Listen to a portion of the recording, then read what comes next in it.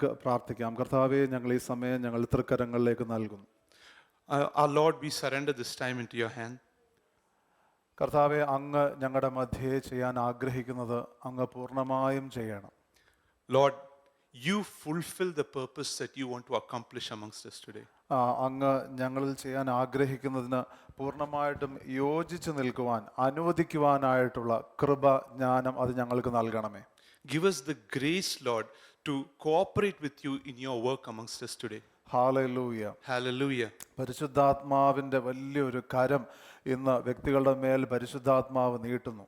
Today the Holy Spirit is extending a great hand towards many today. ഞാൻ വിശ്വസിക്കുന്നു ഇന്ന് ഈ സമയത്ത് പരിശുദ്ധാത്മാവ് ചിലരുടെ ഉറക്കമില്ലായ്മയിൽ വലിയൊരു സൗഖ്യം കൊണ്ടുവരുന്നു.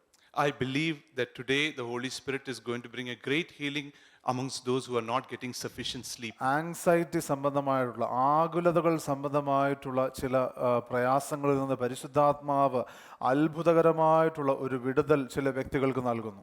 Those of you who are suffering from anxiety, the Holy Spirit is going to deliver you today. പരിശുദ്ധാത്മാവിൻ്റെ വരങ്ങളിലും പരിശുദ്ധാത്മാവിൻ്റെ പദ്ധതികളിലും ആനന്ദിച്ച് സന്തോഷത്തോടുകൂടെ ജീവിക്കുവാൻ കർത്താവ് ചിലരെ ഇന്ന് വിടുവിക്കും.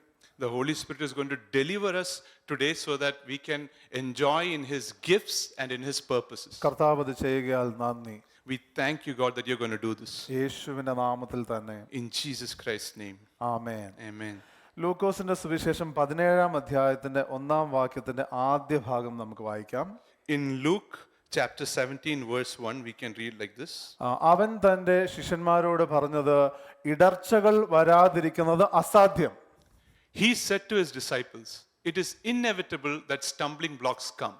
അപ്പോൾ ഇംഗ്ലീഷിൽ അവിടെ ഉപയോഗിക്കുന്ന മറ്റൊരു വാക്ക് ഒഫൻസ് എന്നുള്ളൊരു വാക്കും അവിടെ ഉപയോഗിക്കുന്നുണ്ട്. പറയുന്നത് ഈ ഇടർച്ച വരാതിരിക്കുന്നത് അസാധ്യമാണെന്നാണ് പറയുന്നത്. Another word that they use in one of the English translation is offenses. So what they're saying is it's impossible that offenses don't come.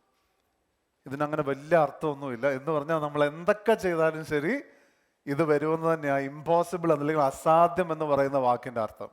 So there is no much rocket science to it. What it means by impossible is that it is impossible. പക്ഷേ നമുക്ക് ചിന്തിക്കേണ്ട ഒരു കാര്യം എന്ന് പറയുന്നത്, അസാധ്യം എന്ന് തിരുവചനം പറഞ്ഞിരിക്കുന്ന ഈ കാര്യത്തെക്കുറിച്ച് നാം ചിന്തിക്കുക പോലും ചെയ്യുന്നില്ല എങ്കിൽ ഇടർച്ചകളുടെ എണ്ണം വർദ്ധിച്ചുകൊണ്ടേയിരിക്കും. But what we have to be careful about is that what the word of God mentions is impossible. If we don't even consider it, there is a high chance we would fall into offenses. ഉറപ്പായിട്ടും ഇടർച്ചകൾ നമ്മുടെ ജീവിതത്തിൽ വരുമെന്ന് തിരുവചനം പറയുന്നുവെങ്കിൽ നമുക്ക് അതിനെക്കുറിച്ച് ഒരു game plan ഉണ്ടായാൽ മതിയാകും. So if the word of God says that surely there are going to be offenses in our lives, then we need a game plan for it. കാരണം തിരുവചനം പറയുന്നു യേശുക്രിസ്തു ഒരു നാൾ വരും.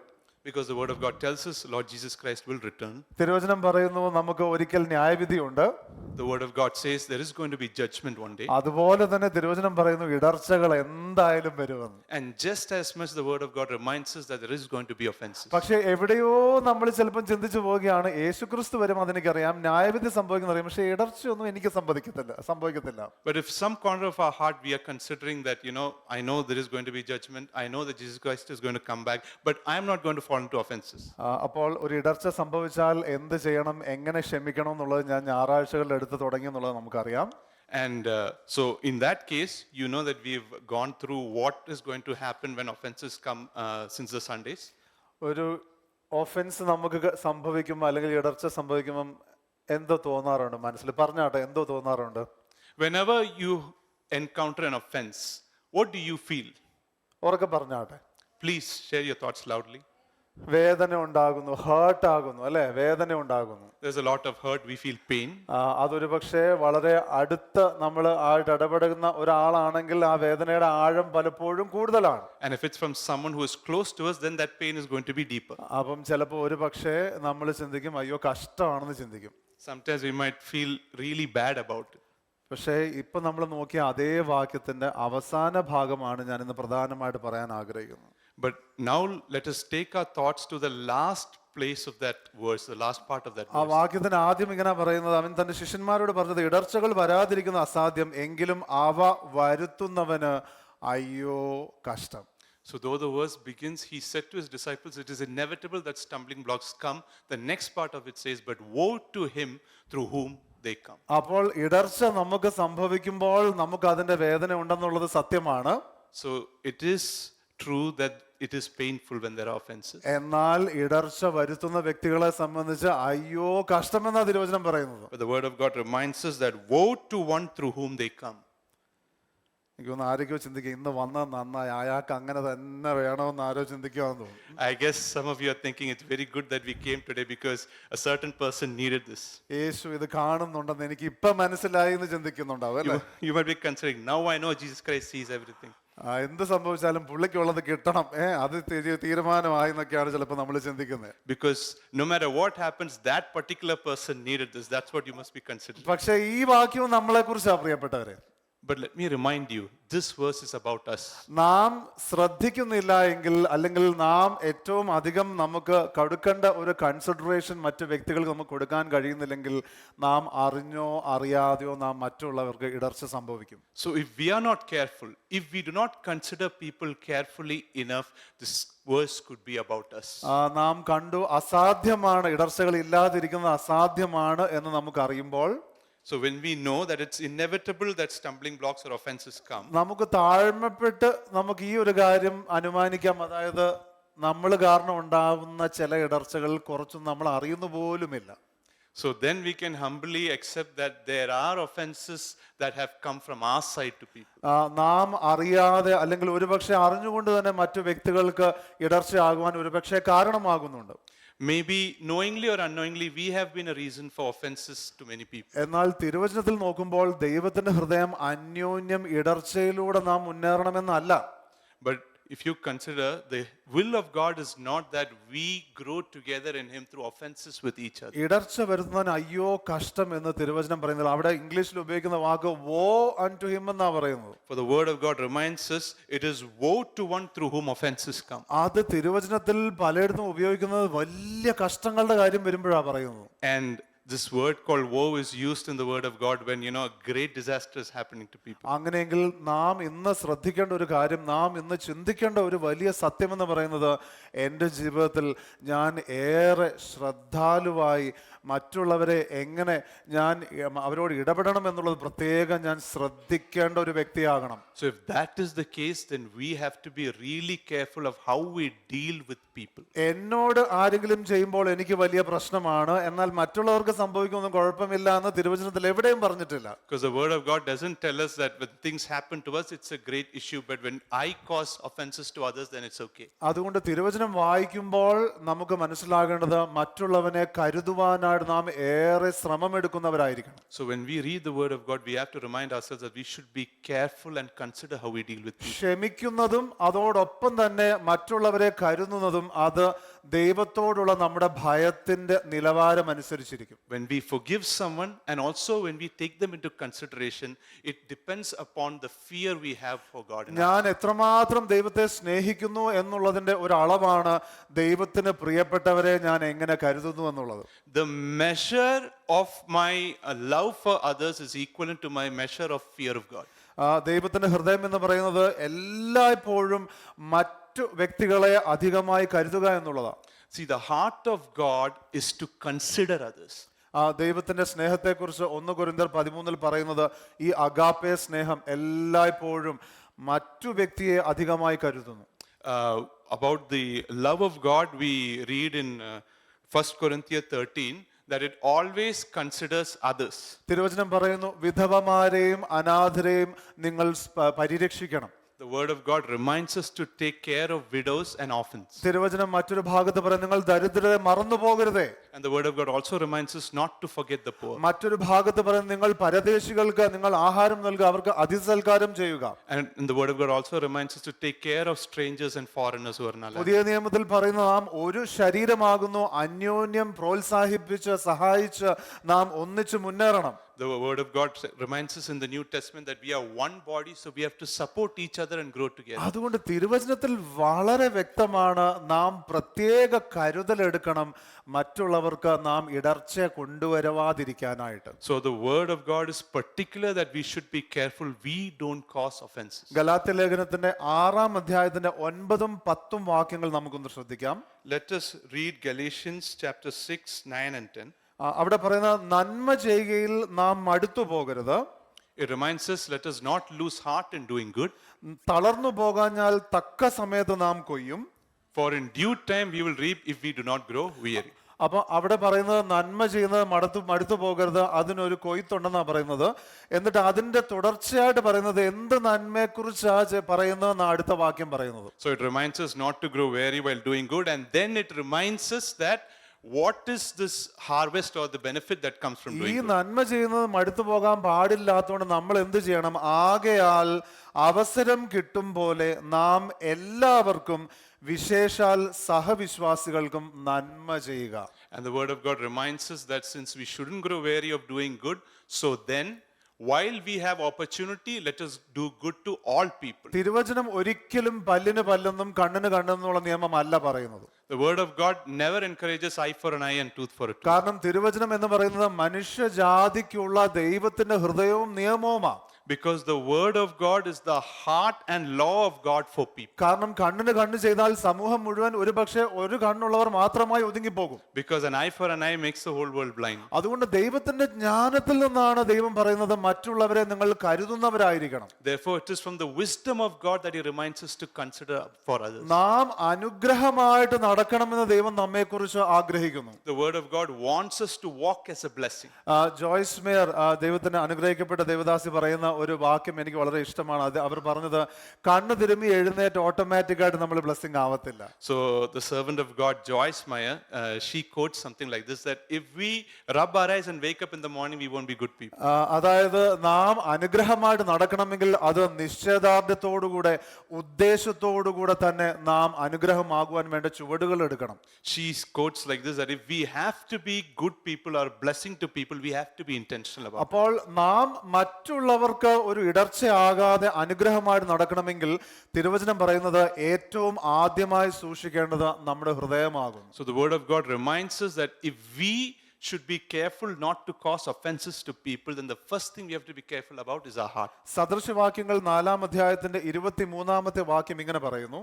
Proverbs 4 verse 23 says like this, സകല ജാഗ്രതയോടും കൂടെ നിന്റെ ഹൃദയത്തെ കാത്തുകൊള്ളുക, ജീവന്റെ ഉത്ഭവം അതിൽ നിന്നല്ലോ ആകുന്നത്. watch over your heart with all diligence, for from it flow the springs of life. Message version പറയുന്നത് സകല ജാഗ്രതയോടും കൂടെ, അതിന്റെ ഇംഗ്ലീഷിന്റെ തർജ്ജമ ഇങ്ങനെ പറയുന്നത്, സകല ജാഗ്രതയോടും കൂടെ നിന്റെ ഹൃദയത്തെ സൂക്ഷിച്ചു കൊള്ളുക, അത് നിന്റെ പാതകളെ നയിക്കുമെന്നാ പറയുന്നത്. And the message translation says like this, watch over your heart with all diligence, for it shall lead your steps. അതുകൊണ്ട് ഒരു വ്യക്തിയെ കരുതണമെങ്കിൽ അവന്റെ ജീവിതത്തിൽ ഞാൻ മുഖാന്തരം ഒരു ബുദ്ധിമുട്ടുണ്ടാകരുത് എന്ന് എനിക്ക് ചിന്തിക്കണമെങ്കിൽ എന്റെ ഹൃദയത്തിൽ ആദ്യം ഞാൻ ദൈവിക ചിന്തകൾ കൊണ്ട് നിറയ്ക്കേണ്ടത് ആവശ്യമാണ്. So if I have to consider someone, if I have to ensure that I don't cause offense or trouble to someone, the first thing I have to do is fill myself with godly thoughts. നമ്മുടെ ഹൃദയം എന്തുകൊണ്ട് നിറഞ്ഞിരിക്കുന്നുവോ അതിനനുസരിച്ചുള്ള തീരുമാനങ്ങൾ നാം എടുക്കും. Because every decision we take pours out of our heart's abundance. എങ്ങനെയാണ് ഒരു സ്ഥലത്തെ ടെമ്പറേച്ചർ ഒരു പ്രത്യേക രീതിയിലാകുന്നത്? How does the temperature in a specific place, become that way? ഒരു പക്ഷേ ഇപ്പോൾ നമുക്ക് എല്ലാവർക്കും വലിയ തണുപ്പ് തോന്നുന്നുണ്ടാകാം. Perhaps all of us are feeling a bit cold now, പക്ഷെ ഞായറാഴ്ച അങ്ങനെയല്ല. but that's not the case on Sunday. കാരണം ഞായറാഴ്ച സ്വന്തമായിട്ട് ചൂടുള്ള കുറച്ചും കൂടെ ആൾക്കാർ അകത്തോട്ട് വരികയാണ്. Because on Sunday, many people who carry their own heat come inside the building. പക്ഷെ കമ്പൈൻ സർവീസ് വരുമ്പോൾ അതുപോലെയല്ല, ഒന്നിച്ച് ഒരു 300-350 പേര് വരികയാണ്. And if it's a combined service, then that crowd again increases. ഇതേപോലെയാ നമ്മുടെ ഹൃദയവും. In the same way is our heart. ഇന്ന് ഞാൻ നിങ്ങളോട് ചോദിക്കട്ടെ, what is the temperature of your heart? നിങ്ങളുടെ ഹൃദയത്തിന്റെ താപനില എന്താണ്? So let me ask you today, what is the temperature of your heart? ദൈവത്തിൽ നിന്ന് നിങ്ങൾക്ക് ലഭിച്ചത് തണുപ്പാണോ അതോ ചൂടാണോ? സഹായകരമായിട്ടുള്ള വാക്കാണോ? What did you receive from the Lord? Was it warmth? Was it something cool? Was it something helpful? നിങ്ങളുടെ ജീവിതത്തിലുള്ള വ്യക്തികൾ നിങ്ങളുടെ അകത്തേക്ക് നിക്ഷേപിക്കുന്നത് നിങ്ങളുടെ ഹൃദയത്തെ ബാധിക്കുന്നുണ്ടോ? The people God has placed you with, what they invest in you, is it affecting you? ഈ ഹൃദയത്തിന്റെ താപനില എന്ന് പറയുന്നത് വളരെ പ്രധാനപ്പെട്ട ഒരു കാര്യമാണ്. The temperature of your heart is something really important. കാരണം ശരിയായിട്ടുള്ള താപനില ഉണ്ടെങ്കിൽ മാത്രമേ അവിടെ ജീവന് നിലനിൽക്കുവാൻ കഴിയുകയുള്ളൂ. Because only in the right temperature can life exist. അവിടെ ഒരു വളർച്ച സംഭവിക്കണമെങ്കിൽ ശരിയായിട്ടുള്ള താപനില വേണം. If there should be growth, then there should be a proper temperature. ഇവിടെ ഒരു അല്പം തണുപ്പുള്ളത് കൊണ്ട് വന്നപ്പം ഉണ്ടായിരുന്ന ചിരി ഒന്നും പലർക്കും ഇല്ല. അപ്പൊ പതുക്കെ മൂടി പൊതച്ചൊക്കെ തുടങ്ങി. Even here, because of how cold it is, the energy people are in the beginning is gone. Everybody has slowly become very, very clumsy. അതുകൊണ്ട് താപനില മാറിക്കഴിഞ്ഞാൽ അതിനനുസരിച്ച് നമ്മുടേതായിട്ടുള്ള ആക്ഷൻസും മാറും. So, as the temperature varies, our bodily actions also vary. നാം ഒരു നിലവാരം കഴിയുമ്പോൾ സഹായകരമല്ലാത്ത താപനിലയാണെങ്കിൽ നമ്മുടെ ജീവന് തന്നെ ഭീഷണിയാകും. After a certain state, if our temperature is something that is not profitable, it will be a threat to our own existence. അതുകൊണ്ട് ഒരു അല്പം ചൂട് കൂടുമ്പോഴത്തേക്കും ഉടനെ പാരസെറ്റാമോൾ എവിടെയാണെന്ന് അന്വേഷിച്ച് നമ്മൾ ഓടുന്നത്. That is why when body temperature increases, we run looking for a paracetamol. അതും കഴിഞ്ഞ് വീണ്ടും ഒരു സ്ഥലത്തെ താപനില അധികമാകുമ്പോഴത്തേക്കും അത് മറ്റുള്ളവരെ ബാധിക്കുവാനായിട്ട് തുടങ്ങും. And in some place when temperature increases, it starts affecting others around us also. അപ്പോൾ ഇതുപോലെ തന്നെയാ പ്രിയപ്പെട്ടവരെ നമ്മുടെ ഹൃദയം നാം ശരിയായ രീതിയിൽ നാം കൈകാര്യം ചെയ്തില്ല എങ്കിൽ നമുക്കും നമ്മുടെ ജീവൻ അപകടമാകുന്നു. മറ്റുള്ളവരെയും ഞാൻ അഫക്റ്റ് ചെയ്യുവാനായിട്ട് തുടങ്ങും. In the same way is our own heart. If we do not regulate the temperature of our own heart, it will affect us and others around us. അതുകൊണ്ട് യേശുക്രിസ്തുവിന്റെ വരവ് വരെയും ദൈവസഭയോട് ദൈവം പറഞ്ഞിരിക്കുന്നത് അന്യോന്യം പ്രോത്സാഹിപ്പിച്ചും ബലപ്പെടുത്തിയും കർത്താവിന്റെ വരവ് വരെ നാം ഒന്നിച്ചു പോകണമെന്ന. That is why the Lord reminds the church in the word of God that until he returns, we have to support and encourage each other. നിങ്ങളത് വിശ്വസിക്കുന്നുവെങ്കിൽ നാം ആദ്യം ചെയ്യേണ്ട ഒരു കാര്യം എന്ന് പറയുന്നത് അവനവന്റെ ജീവിതത്തിന്റെ ഉത്തരവാദിത്തം എടുക്കുക എന്നുള്ളതാണ്. If you believe this, the first thing you have to do is take responsibility each one for your own life. അവനവന്റെ ജീവിതത്തിൽ അവനവൻ ചെയ്യുന്ന പ്രവൃത്തികളുടെ ഉത്തരവാദിത്തം ഏറ്റെടുക്കുക. Each of you take responsibility for the things you do in your life. എന്റെ ചിന്തകളുടെ എന്റെ വാക്കുകളുടെ ഉത്തരവാദിത്തം ഏറ്റെടുക്കുക. Take responsibility for your own thoughts and for your own words. സങ്കീർത്തനം 19:14 പറയുന്നത് Psalms 19:14. അതിങ്ങനെ പറയുന്നു, എന്റെ പാറയും എന്റെ വീണ്ടെടുപ്പുകാരനുമായിട്ടുള്ള യഹോവേ, എന്റെ വായിലെ വാക്കുകളും എന്റെ ഹൃദയത്തിലെ ധ്യാനവും നിനക്ക് പ്രസാദകരമായിരിക്കുമാറാകട്ടെ. May the words of my mouth and the meditation of my heart be acceptable in your sight, Lord, my rock and my redeemer. ഇന്ന് നിങ്ങളുടെ ജീവിതത്തിലെ പ്രധാനപ്പെട്ട ചിന്തകൾ എന്താകുന്നു പ്രിയപ്പെട്ടവരെ? What are the prominent thoughts of yours? എന്താകുന്നു നിങ്ങളിൽ തുടർച്ചയായി വന്നുകൊണ്ടിരിക്കുന്ന പ്രധാനപ്പെട്ട തോന്നലുകൾ? What are those prime thoughts that you meditate on again and again? നിങ്ങളുടെ ജീവിതത്തിലുള്ള പ്രധാനപ്പെട്ട ഇന്നുള്ള വികാരങ്ങൾ എന്തെല്ലാമാകുന്നു? What are those prime emotions that are there in your life? അത് നിരാശയാണോ? Is that depression? അത് വിഷാദമാണോ? Is it anxiety? അത് ആകുലതയോ അല്ലെങ്കിൽ മറ്റ് എന്തെങ്കിലും സഹായകരമല്ലാത്ത ചിന്തകളാണോ? Is it concern or something that is not profitable? ഈ താപനില ഇങ്ങനെ തന്നെ നിലനിന്നാൽ അത് സഹായകരമാകയില്ല എന്ന് പ്രത്യേകം ഓർത്താട്ടെ. You have to remind yourself that if this temperature contains like this, it's not going to benefit. തിരുവചനം പറയുന്നത് നമ്മുടെ എല്ലാ പ്രയാസങ്ങളും നമ്മളോട് സഹതപിപ്പാൻ കഴിയുന്ന ഒരു ശ്രേഷ്ഠ മഹാപുരോഹിതൻ നമുക്കുണ്ട്. The word of God reminds us that we have a high priest who can really understand everything we go through. പലപ്പോഴും വിശ്വാസികൾ ചിലർ പറയാറുണ്ട്, അതായത് നമ്മൾ അങ്ങനെ ഫീലിങ്സ് ഒന്നും നോക്കേണ്ട കാര്യമില്ല, ഇമോഷൻസ് ഒന്നും നോക്കേണ്ട കാര്യമില്ല എന്ന് പറയാറുണ്ട്. Many times believers say like this, that we don't need to consider emotions or feelings. ഞാൻ അത് തീർച്ചയായിട്ടും ഞാൻ യോജിക്കാത്ത ഒരു വ്യക്തിയാണ്. I certainly don't go with that. കാരണം നമ്മുടേതായിട്ടുള്ള തോന്നലുകൾ എന്ന് പറയുന്നത് നമ്മുടെ പ്രത്യേകമായിട്ടുള്ള തോന്നലുകളാണ്. Because our own feelings or our own thoughts are our own personal. നമ്മുടെ വികാരങ്ങൾ അല്ലെങ്കിൽ നമ്മുടെ ചിന്തകൾ എന്ന് പറയുന്നത് അത് നമ്മുടെ ആ യുണീക്ക് ആയിട്ടുള്ള that's us, നമ്മളാകുന്നു അത്. Our unique thoughts or our unique emotions are what makes us us. ചിലപ്പോൾ ഇതെല്ലാം അങ്ങ് മാറ്റി കഴിഞ്ഞാൽ പിന്നെ ബാക്കി കിട്ടുന്ന ഒരു വിശ്വാസി ആയിരിക്കത്തില്ല, ഒരു റോബോട്ടിനെ ആയിരിക്കും. If we put all that aside, perhaps what we are going to get is just a robot. എന്നാൽ ഈ വികാരങ്ങളിലും ചിന്തകളിലും മാത്രം ആസ്പദമാക്കി തീരുമാനങ്ങൾ എടുക്കരുത് എന്ന് പ്രത്യേകമായിട്ട് എനിക്ക് നിങ്ങളോട് പറയാനായിട്ടുണ്ട്. Yet, let me remind you one thing. Do not make decisions based on these thoughts and emotions or feelings alone. എന്നാൽ നമ്മുടെ ചിന്തകൾ, നമ്മുടെ ഭാരങ്ങൾ അത് നമുക്ക് വളരെ യാഥാർത്ഥ്യമാണ്. Yet, these thoughts and these burdens of ours is real to us. അതുകൊണ്ട് തിരുവചനം അതിനൊരു പരിഹാരമായിട്ട് പറയുന്നത് 1 പത്രോസ് 5-ാം അധ്യായത്തിന്റെ 7-ാമത്തെ വാക്യം. That is why the word of God gives us a solution for it, which is in 1 Peter. 5-ാം അധ്യായത്തിന്റെ 7-ാമത്തെ വാക്യം. It's in 1 Peter chapter 5 verse 7. യേശു നിങ്ങൾക്കായി കരുതുന്നതാകിയാൽ നിങ്ങളുടെ സകല ചിന്താകുലവും യേശുവിന്റെ മേൽ ഇട്ടുകൊള്ളുവിൻ. It says that Same.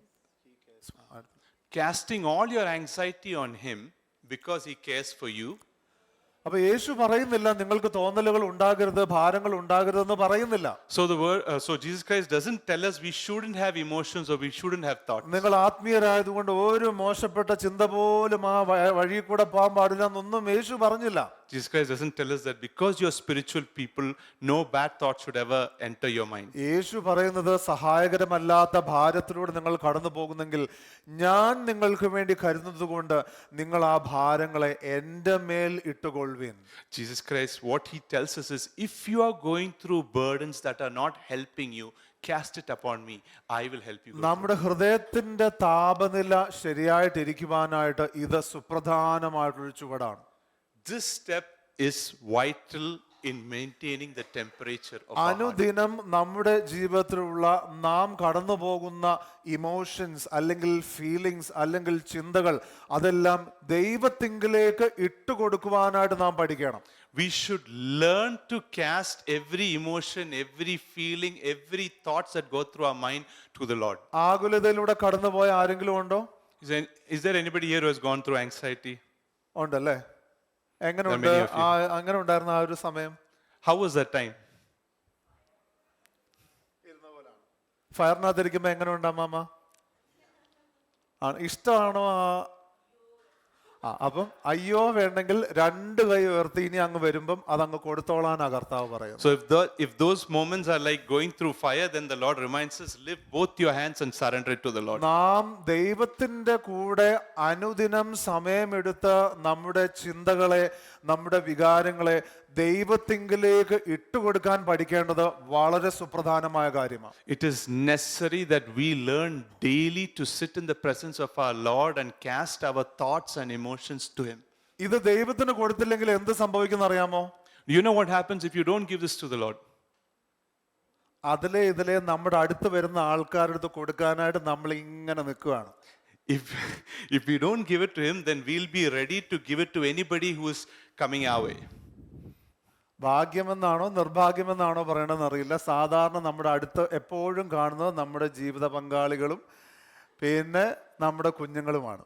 Fortunately or unfortunately, many times those who are in proximity to us are either our life partners or our children. അപ്പൊ രണ്ടുപേരും അവരുടെ ഫീലിംഗ് കർത്താവിങ്കിൽ കൊടുക്കുന്നില്ലെങ്കിൽ പിന്നെ അതൊരു കാർഗിലായിരിക്കും. So if you or your life partner don't cast your feelings unto the Lord, don't exchange it with him, then there is going to be a Kargil situation. അപ്പം regular time with God will help you to be regulated. Amen. ദൈവവുമായിട്ടുള്ള അനുദിനം നിരന്തരമായിട്ടുള്ള സമയത്തിൽ നാം കടന്നു പോകുന്ന നമ്മുടെ ചിന്തകളും പ്രയാസങ്ങളും ദൈവത്തിങ്കൽ ഭരമേൽപ്പിക്കാൻ ഇവിടെ കർത്താവ് പറഞ്ഞിരിക്കുക. അത് ആരെങ്കിലും ആയതുകൊണ്ടല്ല, ഞാൻ കരുതുന്നത് കൊണ്ട് എൻ്റെ അടുക്കലേക്ക് ഇടാൻ പറഞ്ഞിരിക്കുക. So that is why the Lord reminds us that whatever you go through on a regular basis, please take time to be in the presence of God and exchange it with him. അപ്പൊ നമ്മൾ അങ്ങനെ കൊടുക്കുമ്പോഴത്തേക്കും കർത്താവ് ക്രൂശിൽ മരിച്ചിരിക്കുന്നതുകൊണ്ട് കർത്താവ് ദൈവത്തിന്റെ shalom നമുക്ക് തിരികെ തരും. And when we do that, when we exchange everything we are going through with the Lord, since he has given his life for us on the cross, he will exchange his shalom with us. കാരണം പല വ്യക്തികളും മറ്റുള്ളവരെ കരുതാതെ മറ്റുള്ളവരുടെ ജീവിതത്തിൽ ബുദ്ധിമുട്ടുണ്ടാക്കുന്നത് അവരവരുടെ ജീവിതത്തിൽ അവർക്ക് ക്രമീകരിക്കാൻ കഴിയാത്ത ചില വേദനകളും പ്രയാസങ്ങളും ഉള്ളതുകൊണ്ടാണ്. Because many cannot deal or handle the difficulties and pain they go through in their life, they take it out on others. അപ്പോൾ ഈ റെഗുലേറ്റഡ് ആകുക എന്ന് പറയുമ്പോൾ നിങ്ങൾക്കറിയാം, റെഗുലേറ്റർ അറിയാമല്ലോ അല്ലേ? All of you know what a regulator is. അപ്പം regulator തിരിക്കുന്നതനുസരിച്ച് കറങ്ങാനായിട്ടുള്ള ഒരു കഴിവ് നല്ല റെഗുലേറ്ററിന് മാത്രമേ ഉണ്ടാവുകയുള്ളൂ. So only good regulators have the ability to turn as it is turned. എന്ന് പറഞ്ഞാൽ ഏത് വ്യക്തികളോട് എങ്ങനെ ഇടപെടണം, What that means is how to deal with what kind of individuals, കുഞ്ഞുങ്ങളാണെങ്കിൽ അവരോട് എങ്ങനെ സ്നേഹത്തോടെ ഇടപെടണം, how to deal lovingly with kids, സഹോദരിമാരോട് എങ്ങനെ ഇടപെടണം, how to deal with sisters. ഓരോ സ്പീഡും അഡ്ജസ്റ്റ് ചെയ്യുന്നതനുസരിച്ച് റെഗുലേറ്ററിന്റെ ആ ഫാന്റെ കറക്കം വളരെ വ്യത്യസ്തമാണ് അല്ലേ? How you regulate each of these in a fan's regulator, depending on that the fan turns. പക്ഷെ റെഗുലേറ്റർ കേടായി കഴിഞ്ഞാൽ നമ്മുടെ വീട്ടിലുണ്ട് അങ്ങനത്തെ ചില ഫാനുകളൊക്കെ ഉണ്ട്. But what if the regulator isn't working? Many of us have fans like that at home. ഒന്ന് കഴിഞ്ഞാൽ പിന്നെ 2, 3, 4, 5 മൊത്തം full സ്പീഡാണ്. After first, the second, third, fourth and all is in full speed. അപ്പൊ അങ്ങനെയുള്ളവർ പറയും എനിക്കൊന്നും വയ്യ, ആക്ച്വലി എനിക്ക് ഇത്രയും ബുദ്ധിമുട്ടൊന്നും എനിക്ക് പറ്റൂല, ഞാൻ ഇങ്ങനെ. So people like that, they just complain, Pastor, I can't do that, I'm not like this, I can't change. പക്ഷെ ചിലതാണെങ്കിൽ കപ്പാസിറ്റർ പോയതുപോലെയാണ്, എത്ര തിരിച്ചാലും ഇങ്ങനെ പതുക്കെ ഇങ്ങനെ കറങ്ങിക്കൊണ്ടിരിക്കും. And the other extent, some are like those regulators that have lost their capacitor. How much ever you turn, they'll be at the same slow speed. കാരണം അവരും അടുത്തു. Because they are fed up. അപ്പം എല്ലാത്തിന്റെ ഉത്തരം നമ്മുടെ regulator correct ആവണം. നമ്മുടെ ഹൃദയം വേണം നമ്മൾ ആദ്യം ഉത്തരവാദിത്വം എടുത്തുകൊണ്ട് ക്രിസ്തുവിൽ ക്രമീകരിക്കാനായിട്ട്. So the solution to every problem is in getting our regulator right. We are the one who have to responsibly surrender ourselves to the Lord. ആദ്യത്തെ ചുവടെന്ന് പറയുന്നത് നാം യേശുവിൽ നമ്മളെ തന്നെ ക്രമീകരിക്കുക എന്നുള്ളതാണ്. So the first step is to get ourselves right with the Lord. അടുത്തിരിക്കുന്ന ആളോട് പറയാമോ, നമുക്ക് നമ്മളെ ഒന്ന് ശ്രദ്ധിച്ചാലോ എന്ന് ചോദിക്കാമോ? Shall we say to the person next to us, shall we take care of ourselves?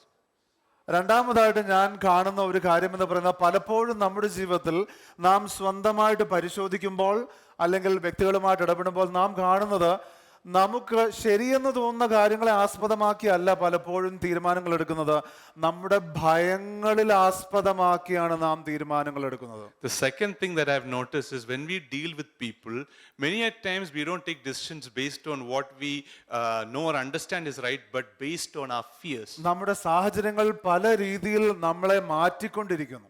Our situations keep changing us. Pastor, ഞാൻ വളർന്നു വന്നപ്പോൾ എനിക്ക് തീരെ പണമില്ലായിരുന്നു. Pastor, when I was growing up, I didn't have wealth. അതുകൊണ്ട് എനിക്കിപ്പോൾ ഏത് കാര്യത്തിനും ചെലവാക്കാനായിട്ട് അല്ലെങ്കിൽ എൻ്റെ കുഞ്ഞുങ്ങൾക്കുണ്ടാകുമോ എന്ന് എപ്പോഴും ആദ്യ.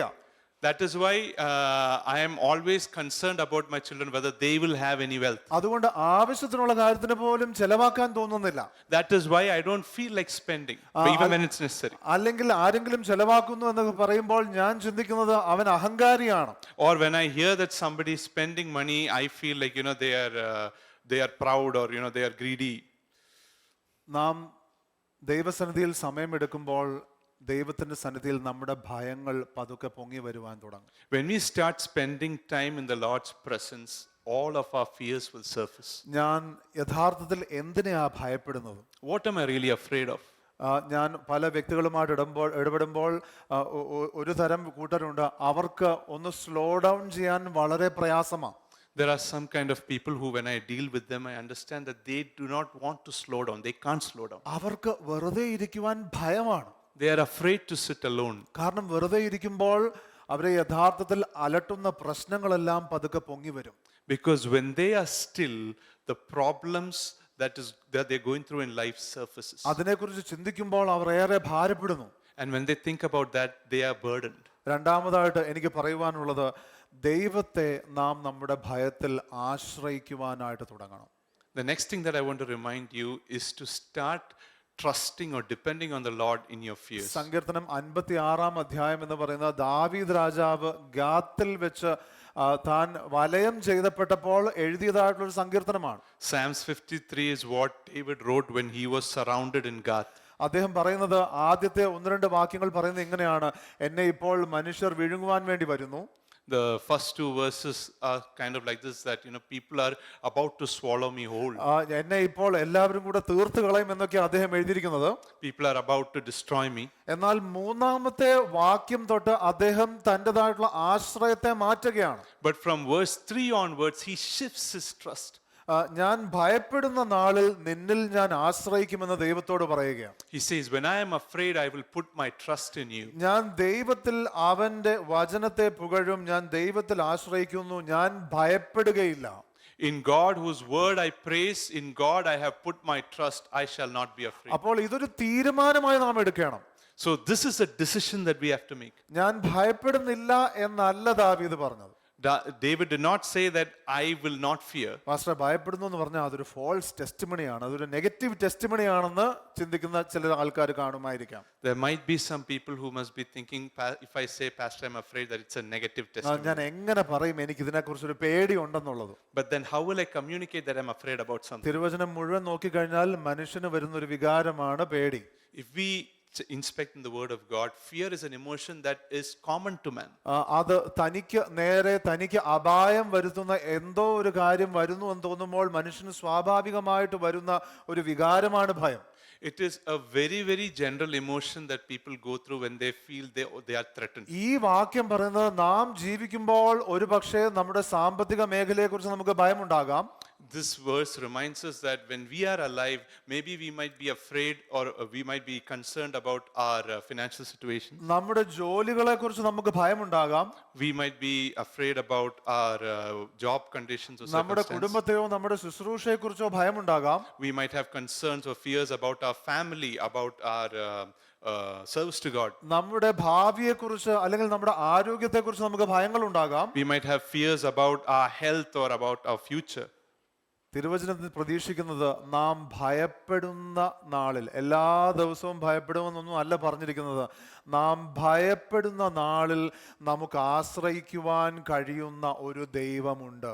The word of God reminds us that on the day, the time we are afraid, we have a God whom we can trust. നമ്മുടെ ഭയങ്ങളെക്കുറിച്ച് ദൈവസന്നിധിയിൽ കർത്താവേ ഞാൻ ഭയപ്പെടുന്നു, ഈ കാര്യത്തെക്കുറിച്ച് ഞാൻ ഭാരപ്പെടുന്നു, ഇതെന്നെ വിഴുങ്ങിക്കളയുന്നത് പോലെ എനിക്ക് തോന്നുന്നു, എങ്കിലും ഞാൻ അങ്ങിൽ ആശ്രയിക്കുന്നു, അങ്ങ് എന്നെ സഹായിക്കും എന്ന് നമ്മുടേതായിട്ടുള്ള നാവിൽ നിന്ന് വിശ്വാസത്തിന്റെ വാക്കുകൾ നമുക്ക് പറയുവാൻ കഴിയണം. We must be able to confess words of faith saying that, my Lord, this situation seems that it's going to swallow me whole, but I am going to trust in you. നാം നമ്മുടെ ഹൃദയത്തെ ഇപ്രകാരം ശരിയായ രീതിയിൽ ക്രമീകരിക്കേണ്ടത് വളരെ പ്രധാനമാണ്. It is really important that we reposition our heart in this way. കാരണം മത്തായിയുടെ സുവിശേഷം 12-ാം അധ്യായത്തിന് 34-ാമത്തെ വാക്യം പറയുന്നത്, Because Matthew 12 verse 33, 34 verse 34, അവിടെ ഇങ്ങനെയാ വിളിക്കുന്നത്, സർപ്പസന്തതികളെ നിങ്ങൾ ദുഷ്ടരായിരിക്കെ നല്ലത് സംസാരിപ്പാൻ എങ്ങനെ കഴിയും? it says like this, brood of vipers, though you are evil, how can you speak good? ഹൃദയം നിറഞ്ഞു കവിയുന്നതിൽ നിന്നല്ലോ വായ് സംസാരിക്കുന്നത്. Because from the abundance of the heart the mouth speaks. അതിനുശേഷം അടുത്ത വാക്യം ലൂക്കോസിന്റെ സുവിശേഷം 45-ാമത്തെ വാക്യം പറയുന്നത്, And Lucas, 6-ാം അധ്യായത്തിന്റെ 45-ാമത്തെ വാക്യം, Luke chapter 6 verse 45. നല്ല മനുഷ്യൻ തന്റെ ഹൃദയത്തിലെ നല്ല നിക്ഷേപത്തിൽ നിന്ന് നല്ലത് പുറപ്പെടുവിക്കുന്നു. The good man out of the good treasure of his heart brings forth what is good. ദുഷ്ടൻ ദോഷമായതിൽ നിന്ന് ദോഷം പുറപ്പെടുവിക്കുന്നു. And the evil man out of the evil treasure brings forth what is evil. ഹൃദയത്തിൽ നിറഞ്ഞു കവിയുന്നതല്ലോ വായ് പ്രസ്താവിക്കുന്നത്. For his mouth speaks from that which fills his heart. തിരുവചനം വ്യക്തമായിട്ട് നമ്മോട് ഈ വെളിപ്പാടും ജ്ഞാനവും നൽകുകയാ, നമ്മുടെ ഹൃദയത്തെ ക്രമീകരിക്കാതെ നല്ല വാക്കുകൾ പുറപ്പെടുവിക്കുവാൻ കഴിയുകയില്ല. The word of God clearly reveals this to us, that unless we reposition or get our heart right, we cannot bring good words out of our mouth. അതുകൊണ്ട് നാം നമ്മുടെ ഹൃദയത്തിലെ ചിന്തകളെ ശോധന ചെയ്യുമ്പോൾ തന്നെ ഒരു നല്ല തോട്ട് ഫിൽറ്റർ വചനത്തിൽ നമുക്ക് കാണാൻ കഴിയുന്നുണ്ട്. So when we inspect our hearts itself, we can find a very thought inspired word. നാം നമ്മുടെ ഹൃദയങ്ങളെ എങ്ങനെ ഫിൽറ്റർ ചെയ്യണോ എന്നുള്ളത് തിരുവചനം നമുക്ക് പറഞ്ഞു തരികയാണ്. For the word tells us how we can filter our hearts. നാം എന്താ ചിന്തിച്ചുകൊണ്ടിരിക്കേണ്ടതെന്നുള്ളത് തിരുവചനം നമുക്ക് പറഞ്ഞു തരികയാണ്. The word of God tells us what must be our meditation. അതിൽ ഈ നാം ചിന്തിച്ചുകൊണ്ടിരിക്കുന്ന ധ്യാനിച്ചുകൊണ്ടിരിക്കുന്ന കാര്യങ്ങൾ അത് ദൈവത്തിന് പ്രസാദകരമായിരിക്കട്ടെ എന്നാണ് നമ്മൾ നേരത്തെ ഒരു വാക്യത്തിൽ കണ്ടത്. We saw in the verses before that whatever we meditate on, it must be pleasing to the Lord. ആ വാക്യത്തെ കുറിച്ച് നമുക്ക് നോക്കാം. ഫിലിപ്പ് ലേഖനത്തിന്റെ 4-ാം അധ്യായത്തിന്റെ 8-ാമത്തെ വാക്യം. That is in Philippians 4:8. ആ വാക്യം പറയുന്ന ഒടുവിൽ സഹോദരന്മാരെ, സത്യമായതൊക്കെയും, ശ്രദ്ധിച്ചോണേ, ഇത്രയും കാര്യങ്ങളുണ്ട്, സത്യമായതൊക്കെയും ഘനമായതൊക്കെയും നീതിയായതൊക്കെയും നിർമ്മലമായതൊക്കെയും രമ്യമായതൊക്കെയും സൽകീർത്തിയായതൊക്കെയും സൽഗുണമോ പുകഴ്ചയോ അതൊക്കെയും ചിന്തിച്ചുകൊള്ളൻ. 8 കാര്യങ്ങളുണ്ട്. So we have to be careful about all that it says here. There are 8 things. It says, finally, brethren, whatever is true, whatever is honorable, whatever is right, whatever is pure, whatever is lovely, whatever is of good repute, if there is any excellence and if anything worthy of praise, dwell on these things. ഈ 8 കൂട്ടത്തിൽ പെട്ടിരിക്കുന്ന ചിന്തയാണെങ്കിൽ, അങ്ങനെയാണെങ്കിൽ അതിനകത്ത് dwell ചെയ്യാമെന്നാ പറയുന്നത്. So the word of God tells us, if your thought confines to these 8 standards, then you can dwell on. അപ്പൊ ഞാൻ ചിന്തിക്കുന്നത് സത്യമാണോ അതോ എന്റെ തോന്നലാണോ? So if what I am thinking is actually true or if it's just a thought. ഞാൻ ചിന്തിക്കുന്നത് സൽകീർത്തി കൊണ്ടിരുന്ന കാര്യമാണോ അതോ നേരെ അതിന്റെ ഓപ്പോസിറ്റ് ആണോ? If I am thinking of things that are really beneficial or things opposite to that. ഞാൻ ചിന്തിക്കുന്നത് ദൈവത്തിന്റെ നീതിക്ക് നിരക്കുന്ന കാര്യമാണോ അതോ നിർമ്മലമായിട്ടുള്ളതാണോ അതോ മറ്റു രീതിയിലുള്ളതാണോ? Am I thinking things that stand good with God or if they are things against God? തിരുവചനം പറയുക ഇങ്ങനെ ഒന്നും ഉള്ളതല്ല എങ്കിൽ നാം അതിൽ നിൽക്കരുത് എന്ന് തിരുവചനം പറയുക. So this verse reminds us, if those thoughts are not confined to these standards, then we shouldn't entertain it. തിരുവചനം നാം പഠിക്കുമ്പോൾ നമ്മോട് ചില കാര്യങ്ങൾ ചെയ്യണമെന്നും ചെയ്യരുതെന്നും പറയുന്നുണ്ടെങ്കിൽ അതിനുള്ള ശക്തി നമുക്കുണ്ടെന്ന് അതിനർത്ഥം. So if the word of God reminds us that there are things we should do and there are things we shouldn't do, then that means we have been given the strength for it. അതുകൊണ്ട് ഞാൻ ഒരു secret പറയാം, എപ്പോഴെങ്കിലും ഈ കാറ്റഗറിയിൽ അല്ലാത്ത ഒരു ചിന്ത വരുന്നെങ്കിൽ ഉടനെ തന്നെ വേണമെങ്കിൽ ബൈബിൾ എടുത്തൊന്ന് വായിക്കുന്നത് നന്നായിട്ട് അതിൽ നിന്ന് മാറാൻ നമ്മളെ സഹായിക്കും. So let me tell you a secret. If you are coming across any such thoughts, and it's a very, very good remedy to just go and read the word of God. എന്നാലും അയാൾ എങ്ങനെ എന്നോട് ഇങ്ങനെ ഇത് ചെയ്തു? Oh, yet how could that person do that? അത് സത്യമാണോ? Is that true? അത് ചിലപ്പം സത്യമായിരിക്കാം, എന്നാൽ രമ്യമാണോ? എന്തായാലും അല്ല. It might be true, but is it beneficial? നിർമ്മലമാണോ? എന്തായാലും അല്ല. Is it praiseworthy?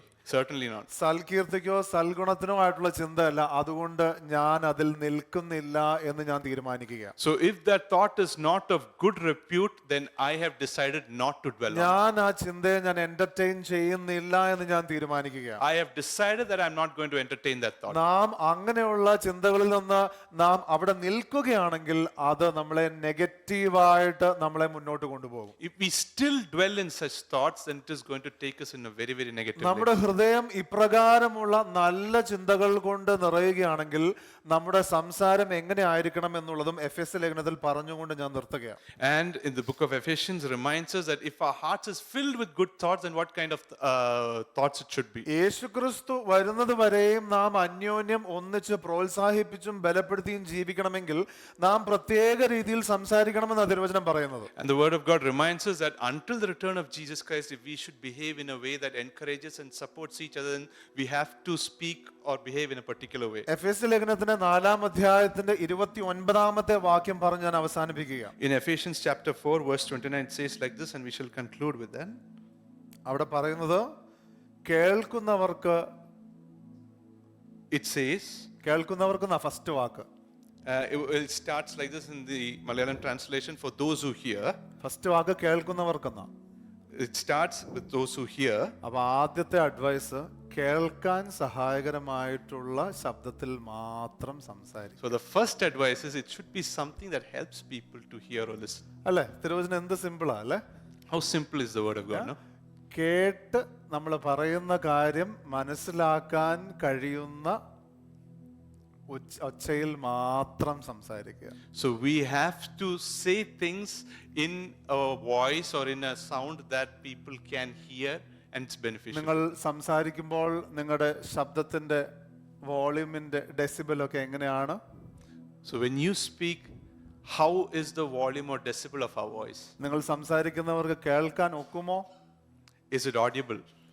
നാം പറയുന്ന കാര്യം എത്ര ശരിയാണെങ്കിലും സഹായകരമല്ലാത്ത അളവിലാകുന്ന ഒച്ചയാകുന്നുവെങ്കിൽ we will offend others.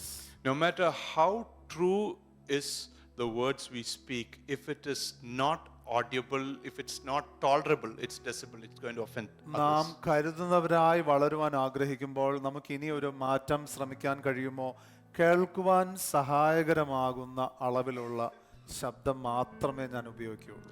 Since we are helping each other, let us decide that we are going to speak in a decibel that is going to be helpful for others to hear. ഈ ഒരു statement ശ്രദ്ധിച്ചാട്ടെ, അത് ഇംഗ്ലീഷിൽ ഞാൻ ആദ്യം പറയാം. If you become large or loud or fast, people often get stressed. നിങ്ങൾ വലിയതായിട്ടോ വലിയ ശബ്ദത്തിലോ വലിയ വേഗത്തിലോ കാര്യങ്ങൾ ചെയ്യുകയോ പറയുകയോ ചെയ്യുകയാണെങ്കിൽ ആൾക്കാർക്ക് പൊതുവെ ശ്രദ്ധിക്കാനും മനസ്സിലാക്കാനും ശരിയായി വ്യാഖ്യാനിക്കാനും പ്രയാസമാണ്. So if you, like we heard, if we don't speak properly, it is very hard for people to listen and understand what we are going to communicate. നിങ്ങൾ ശരിയായിട്ടുള്ള രീതിയിൽ സംസാരിക്കുമ്പോൾ അല്ലെങ്കിൽ ആ അളവിൽ സംസാരിക്കുമ്പോൾ, ഹൗസ് യുവർ ടോൺ, നിങ്ങളുടെ ശബ്ദത്തിന്റെ ടോൺ എങ്ങനെയാ? കൃപ ലഭിക്കുന്ന അടുത്ത വാക്ക് നമുക്ക് ശ്രദ്ധിക്കാം. കേൾക്കുന്നവർക്ക് കൃപ ലഭിക്കേണ്ടതിന് ആവശ്യം പോലെ ആത്മിക വർധനയ്ക്കായി എന്ന്. എത്ര നമ്മൾ സംസാരിക്കാൻ വേണ്ടിയുള്ള ഫിൽറ്റേഴ്സ് ആണ് പരിശുദ്ധാത്മാവ് ഈ വാക്യത്തിൽ വെച്ചിരിക്കുന്നത്. കേൾക്കുന്നവർക്ക് കൃപ ലഭിക്കണം. So we further read that there are filters here how we should be speaking. It says, if there's any good word for edification according to the need of the moment, say that so that it will give grace to those who hear. നമ്മുടെ സംസാരത്തിൽ ഒരുപക്ഷെ അപ്പുറത്ത് നിൽക്കുന്നത് ഒരു തെറ്റ് ചെയ്തിരിക്കുന്ന വ്യക്തിയായിരിക്കാം, തെറ്റ് ചെയ്യാത്ത വ്യക്തിയായിരിക്കാം, ആരാണെങ്കിലും ശരി, നമ്മുടെ സംസാരം കേൾക്കുമ്പോൾ കേട്ട് കഴിഞ്ഞാൽ അവർക്ക് കൃപ ലഭിക്കുമോ? So when we speak to a person opposite to us, regardless of whether they are in the right or whether they are in wrong, does it give them grace to hear the words coming out of our mouth? അവർക്കൊരു ദൈവത്തിന്റെ ശക്തി ലഭിച്ചതുപോലെ തോന്നുമോ? Do they feel like they are strengthened by God? അതിനുശേഷം പറയുന്നത് ആത്മിക വർധനയ്ക്കായി അവരുടെ ആത്മാവിന് ഒരു ബലം കിട്ടിയതുപോലെ തോന്നുമോ? Does it benefit their growth in spirit? അതിനുശേഷം പറയുന്നത് നല്ല വാക്കല്ലാതെ ആകാത്തതൊന്നും നിങ്ങളുടെ വായിൽ നിന്ന് പുറപ്പെടരുത്. The word says, let no unwholesome word come out of your mouth. ഇത് നമുക്ക് യഥാർത്ഥമായും ശ്രദ്ധിക്കുവാൻ കഴിയുന്ന ഒരു മേഖലയാണ്. This is an area that we can actually be careful about. തിരുവചനം നമ്മെ ഓർമ്മിപ്പിക്കുന്നത് ദൈവം നമുക്ക് സംസാരിക്കുവാനുള്ള കൃപയും അനുഗ്രഹവും തന്നിരിക്കുന്നത് കൃപ ലഭിക്കേണ്ടതിനും മറ്റുള്ളവർക്ക് കൃപ ലഭിക്കേണ്ടതിനും ആത്മാവിൽ വർധനവുണ്ടാക്കാനായിട്ടും അവർക്ക് നല്ല വാക്കുകൾ കേൾക്കുവാനുമായിട്ടാണ് കർത്താവ് നമുക്ക് നാവിനെ തന്നിരിക്കുന്നത്. The word of God tells us that we have a tongue and the grace to speak, so that those who hear us will have the grace to grow in the spirit in God. ഞാനത് പ്രത്യേകമായി പ്രാർത്ഥിക്കുകയാണ്. പരിശുദ്ധാത്മാവ് ആദ്യം നമ്മുടെ ഹൃദയത്തെ ക്രമീകരിക്കുവാൻ സഹായിക്കും. I pray that let the Holy Spirit help us to redirect our heart or get our heart right with God. തിരുവചനം പറയുന്നത് നമ്മുടെ ഹൃദയവും നമ്മുടെ വാക്കുകളും തമ്മിൽ വലിയ ബന്ധമുണ്ടെന്ന്. Because the word of God reminds us there is a great connection between our heart and our words. ഇന്ന് നിങ്ങൾ സംസാരിക്കുന്ന രീതിയിൽ ചില മാറ്റങ്ങൾ വരുത്തണമെങ്കിൽ അത് വാക്കുകളല്ല മാറേണ്ടത്, ആദ്യം ഹൃദയമാണ് മാറേണ്ടത്. So if you want to change the way you speak today, first what must change is not our words but our heart. ഇന്ന് നമ്മുടെ ഹൃദയങ്ങളെയും നമ്മുടെ നാവിനെയും നമുക്ക് പരിശുദ്ധാത്മാവിന് സമർപ്പിക്കാം. Let us surrender our heart and our tongue to the Holy Spirit today. നാവ് മുഖാന്തരം നാം മറ്റുള്ളവർക്ക് ഒരു ഇടർച്ച വരുത്താതിരിക്കാനായിട്ട് നമുക്ക് ദൈവമുമ്പാകെ ഭയത്തോടുകൂടെ ആശ്രയിക്കാം. With fear, let us trust God so that our tongue won't cause offense to people. എത്രയോ തവണ നാം ചിന്തിക്കാതെ വേദനയിൽ നിന്ന് മറ്റുള്ളവനെ കരുതാതെ നാം സംസാരിച്ച് എത്രയോ ഇടർച്ചയ്ക്ക് കാരണമായിരിക്കും. How many times we might have spoken without consideration, without properly thinking, and caused offense to many. ഇന്ന് നമുക്ക് ഇനി ബഹുദൂരം നമുക്ക് കർത്താവിന്റെ വരവിലേക്ക് ഒന്നിച്ചു സഭയായി മുന്നേറുവാനിരിക്കുന്നു. We have a lot of distance to travel before we are ready as a church to welcome the coming of our Lord. നമ്മുടെ ജീവിതത്തിൽ കടന്നു വരുന്ന ഇടർച്ചകൾ നാം ക്ഷമിക്കുമ്പോൾ തന്നെ നമ്മുടെ ജീവിതം മുഖാന്തരം ഇടർച്ചകൾ ഉണ്ടാകാതിരിക്കുവാൻ നാം കരുതുന്നവരാകട്ടെ. When we forgive other people their offenses, at the same time, let us be people who are careful not to cause offense to others. മറ്റാരെക്കാളും അധികമായി എൻ്റെ മുൻപാകെയുള്ള അല്ലെങ്കിൽ മറ്റുള്ളവരെ കരുതുന്ന വ്യക്തിയായി എനിക്ക് മാറണം എന്നുള്ള ആഗ്രഹം ഉണ്ടാകട്ടെ. Let us have a desire to be someone who really considers or cares for others. ഒരുപക്ഷെ ഞാൻ പെട്ടെന്ന് കോപിക്കുന്ന ഒരു വ്യക്തിയാണെങ്കിൽ ഞാൻ ഇനി ആ വ്യക്തിയെ അല്ലെങ്കിൽ മറ്റുള്ള വ്യക്തികളെ മനസ്സിലാക്കുവാൻ ഞാൻ കൂടുതൽ സമയമെടുക്കും. അങ്ങനെ ഞാൻ തീരുമാനിക്കുന്നു എന്നൊരു തീരുമാനമെടുത്താട്ടെ. If I am someone who makes people who are angry at people very fast, who lose my temper very fast, then let us decide that we are going to be someone who's going to take the time to consider and understand people. എനിക്ക് അശ്രദ്ധയാൽ എനിക്ക് മറ്റുള്ള വ്യക്തികളെ offend ചെയ്യുവാനുള്ള അധികാരമില്ല എന്ന് നാം മനസ്സിലാക്കിയാട്ടെ. Let us understand that we don't have the right to offend people by not being careful. ദൈവത്തിന്റെ പരിശുദ്ധാത്മാവിന്റെ കൃപയാൽ ദൈവം മുന്നോട്ട് നയിക്കുന്ന വ്യക്തികളെ ഉപദ്രവിക്കാനോ കരുതാതിരിക്കാനുമായിട്ടുള്ള ഒരു അവകാശം എനിക്കില്ല എന്ന് നാം മനസ്സിലാക്കിയാണ്. Let us understand that we have no authority because of the grace of the Holy Spirit to offend or to cause people who the Lord is leading us to guide to fall or stumble. പല വ്യക്തികളും ദൈവത്തെ ആശ്രയിച്ച് അവരുടേതായിട്ടുള്ള രീതിയിൽ മുന്നോട്ട് പോകുമ്പോൾ ഞാൻ അവർക്ക് ഒരു അനുഗ്രഹമാകണം, അല്ലാതെ ഇടർച്ചയല്ല ആകേണ്ടത് എന്ന് നമുക്ക് തീരുമാനിക്കാം. When many people trust and proceed in their life with the Lord, let us be a support for them, not a stumbling block. വ്യക്തികളുടെ ജീവിതത്തിൽ ഞാനൊരു ദൈവകരമായി ഞാൻ പ്രവർത്തിക്കണം, അല്ലാതെ ഒരു ഉപദ്രവം ഒരിക്കലും ആകാൻ പാടില്ല. Let us be the hand of God in the life of people, not someone who causes them harm. നമുക്ക് നമ്മുടെ ജീവിതത്തെ തന്നെ തൃക്കരങ്ങളിലേക്ക് സമർപ്പിക്കാം. Let us surrender our lives into the hand of the ഈ Lord. സമയത്ത് പരിശുദ്ധാത്മാവ് നിങ്ങളെ താല്പര്യപ്പെടുന്നത് പോലെ നിങ്ങൾ ദൈവത്തോട് ഇടപെട്ടാട്ടെ. Let each of us spend time with the Lord just as the Holy Spirit is leading us. പരിശുദ്ധാത്മാവിനോട് നിങ്ങളെ കാണിച്ചു തന്നിരിക്കുന്ന ചില മേഖലകളുണ്ടെങ്കിൽ നിങ്ങൾ താഴ്മപ്പെട്ട് ഒരു മാറ്റം അതിൽ ദൈവത്തോട് ചോദിച്ചാട്ടെ. If the Holy Spirit is bringing certain areas of your life to your mind, then let us humble ourselves and surrender those areas to the Lord.